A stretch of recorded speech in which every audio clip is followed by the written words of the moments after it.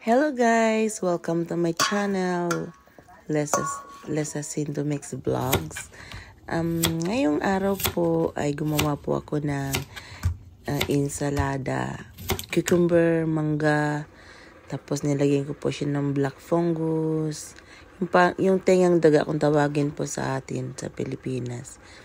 Tapos may konting carrots, yan po yung kanyang ingredients. Yan, tapos nag-chop din po ako ng onions para masarap po. Tsaka garlic po. Tapos, ito po yung black fungus, yung tayang daga. Tapos, yan, hinalo ko na po sila.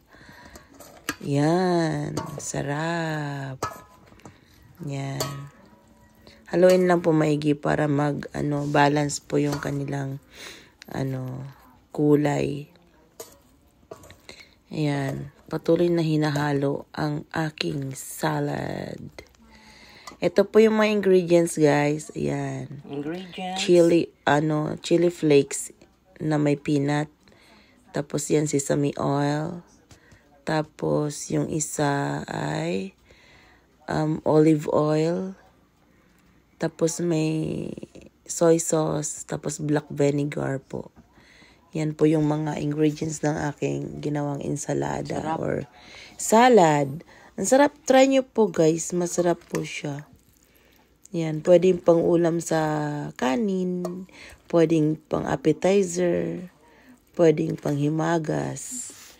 Ang sarap. Ayan. Ayan po guys. Thanks for watching po. Sana may natutunan kayo sa aking vlog.